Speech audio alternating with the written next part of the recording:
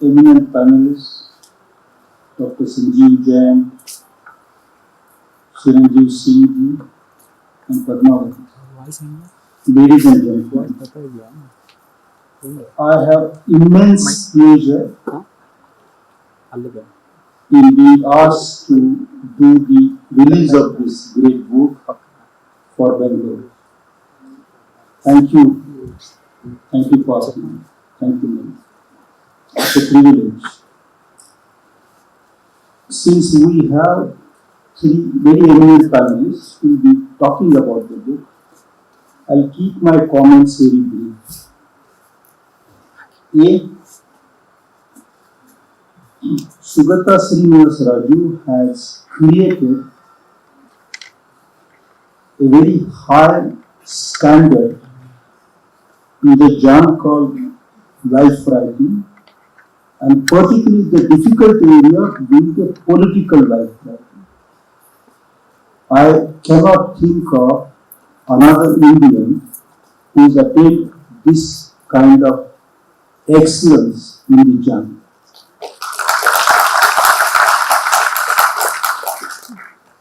You all know that he earlier written book on another leader from Karnataka. But this protagonist he's chosen is a particularly difficult protagonist.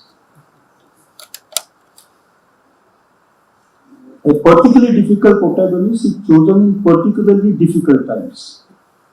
Because our times are known for being misunderstood faster than we understood. He has based this book on a very detailed and in-depth study of all the statements that are available in the public domain, statements by Rahul Gandhi, his lectures, his discussions in public space, and also two very extraordinary interviews that Sugata had, two meetings that Sugata had with him, and other books and material available. So it's based on a very good, very thorough, very thoughtful study. And that was the list that I would have expected from the author of this book. I know his earlier work, and I'm kind of spoiled getting used to a very thoroughly researched book coming from him. That's the minimum that his books have. What is remarkable is he could have tackled this subject in various ways. He could have made it theatrical. He could have made it a book of his own ideology imposed on a writer, on a protagonist, and he could have looked at him through his own prism. What is rather done is try to the Sanskrit word, if you pardon me, is to do parakaya pravesh. Is enter the mind of Rahul Gandhi and try to bring out things from there which are not known in the public domain.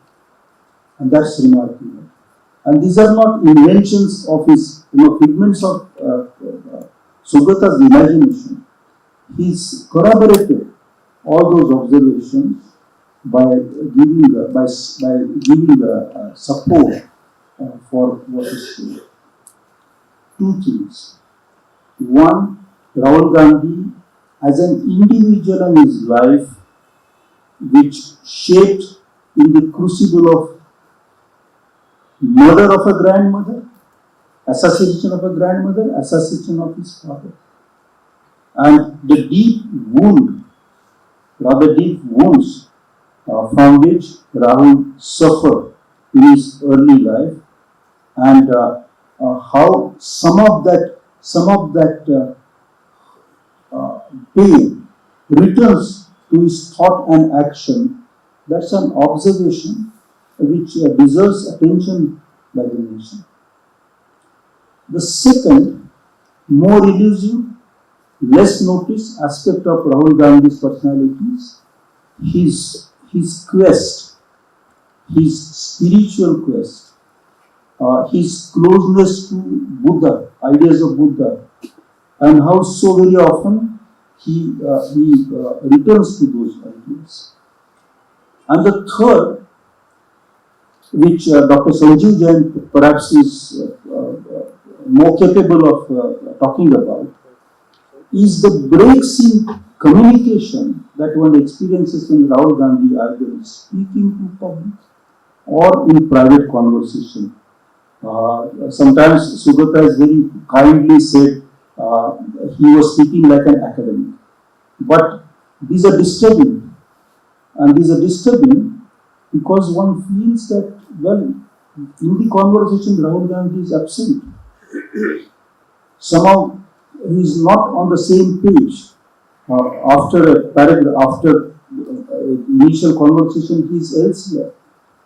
Sugata has actually pointed out that he is consistent through his life.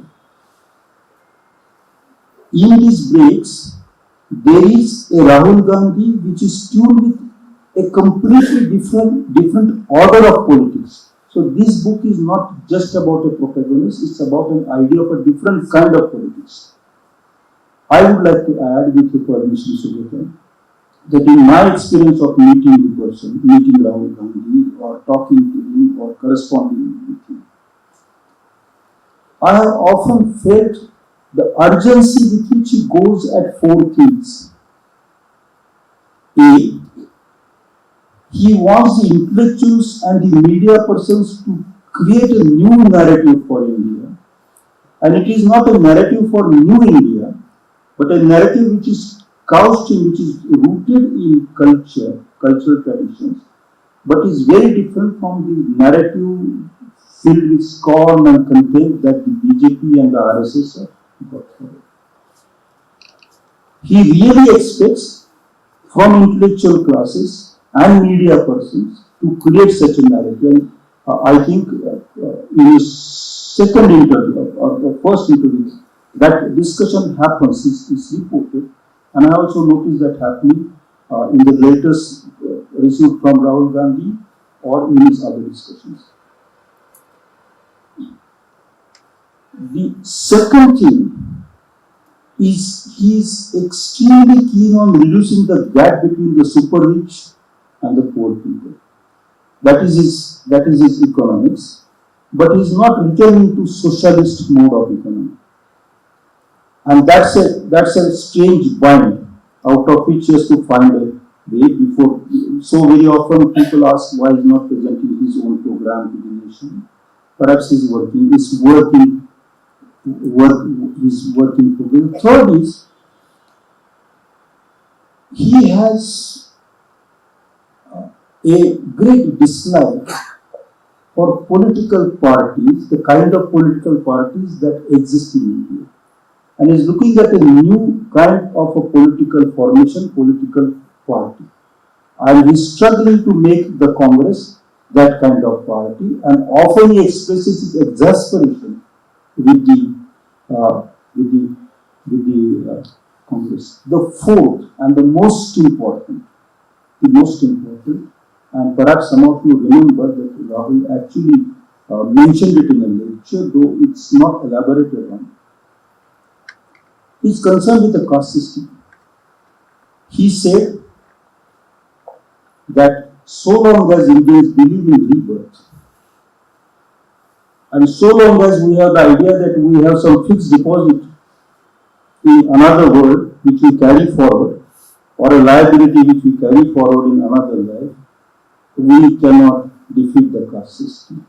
And Rahul is genuinely interested in defeating the caste system, which is it's not the concern for any political party as of now, except the Communist parties. Very often he has been debunked as an anarchist, which is not the case. He has faith in the state. He respects law in his personal life.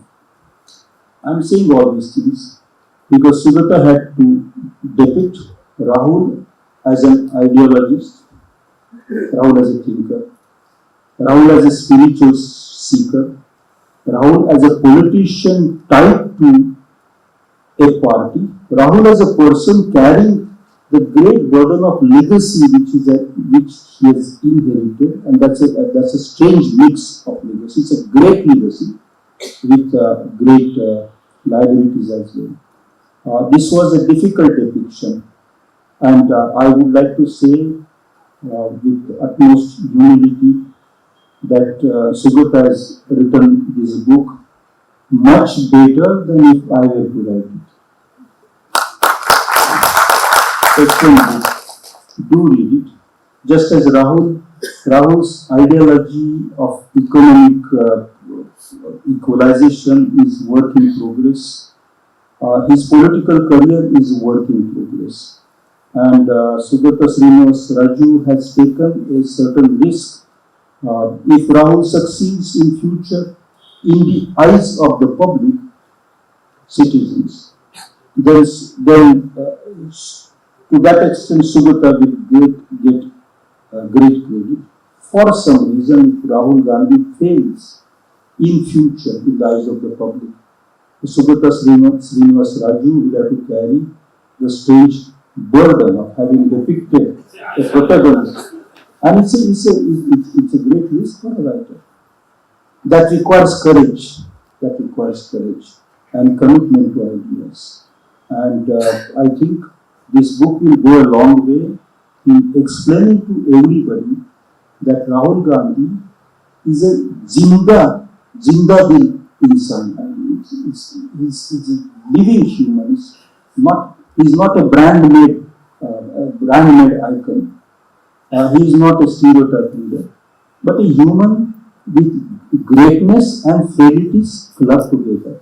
And his frailties give value to his greatness. His greatness rescues him from his frailties. These two together come to this book in the most realistic, most empathetic manner, and yet this is not eulogizing. This book does not create a myth of Rahul Gandhi. It is an extremely hard-hitting, realistic, critical book written with great empathy. It's a great example of good political, historical criticism. For writing this, I want to congratulate you, Sugata, once again, and I want to congratulate Bangalore for having such an author in this city. You made him possible, he made this book possible. Let's welcome him. Thank you so much.